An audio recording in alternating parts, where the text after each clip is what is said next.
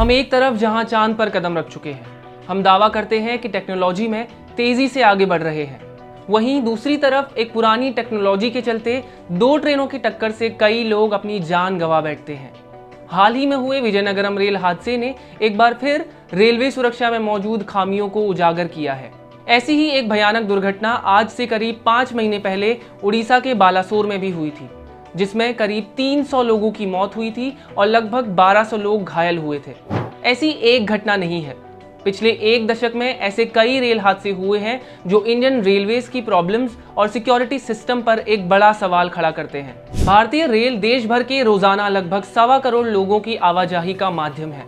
ऐसे में लगातार होने वाले हादसे चिंता का विषय हैं। सीएजी और संसदीय समिति की रिपोर्ट्स लगातार इस ओर ध्यान खींचती रही हैं।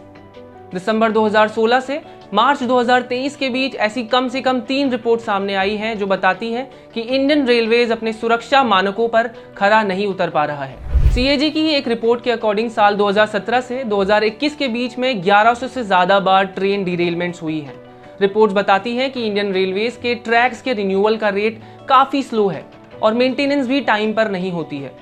इसके अलावा इंजीनियरिंग, मैकेनिकल और ऑपरेटिंग डिपार्टमेंट की लापरवाहियों की वजह से भी कई बार रेलवे डिरेलमेंट्स हुई हैं। रेलवेज के डिरेलमेंट के पीछे सबसे बड़ा कारण ये भी है कि इंडियन रेलवे कई सालों से अंडर स्टाफ्ड है। ऑफिशियल रिकॉर्ड्स बताते हैं कि इंडियन रेलवेज में वर्कर्स की भारी कमी है, जो सिस्टम पर तो प्रेशर बनाते ही है, पर इसके साथ ही जो मौजूदा एम्प्लॉइज हैं उन पर भी इस बात का खासा दबाव पड़ता है। रेलवे मिनिस्टर अश्विनी वैष्णव ने खुद इस बात को एडमिट किया है कि पिछले साल तक इंडियन रेलवे को देश भर में लगभग 3.20 लाख एम्प्लॉइज की जरूरत थी।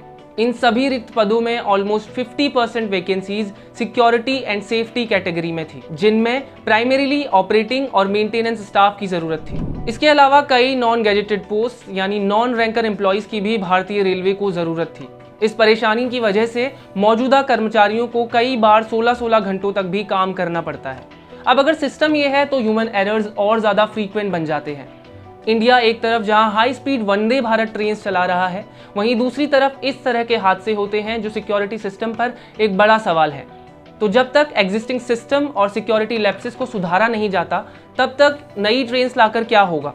ट्रैक्स में कोई मॉडर्नाइजेशन नहीं हुआ, मेंटेनेंस होती नहीं है, तो एक्सीडेंट्स तो आगे भी होते रहेंगे, क्योंकि जो रूट कॉज है उसको तो सॉल्व नहीं किया गया। ऊपर से जो एग्जिस्टिंग ट्रैक्स हैं उनमें कई और नई ट्रेनों को लाकर और भी लोड दे दिया गया। तो हमें ये तो समझ आ गया कि जो पुरानी टेक्नोलॉजी है, खास तौर पर जो सिग्नलिंग सिस्टम है, उसमें चेंजेस की ज़रूरत है। अब इसे मेजर सिक्योरिटी लैप्सेस बोल लो या ह्यूमन एरर बोल लो या सरकार और सिस्टम की लापरवाही का नतीजा, क्योंकि पिछले 10 से 12 सालों में जो भी रेलवे में एक्सीडेंट्स हुए हैं, हमने उससे कुछ भी नहीं सीखा। वो विजयनगरम रेल हादसा हो या बालासोर रेल हादसा, सेम प्रॉब्लम्स के चलते हुआ था जो आज से 5 साल पहले थी। ये तो थी सरकार और सिस्टम की बात, पर क्या हम इतने जिम्मेदार हैं? अक्सर देखा गया है कि ऑनलाइन ट्रेन बुकिंग के समय जो रेलवे द्वारा दिए गए इंश्योरेंस का ऑप्शन है, हम उसे अवेल नहीं करते हैं।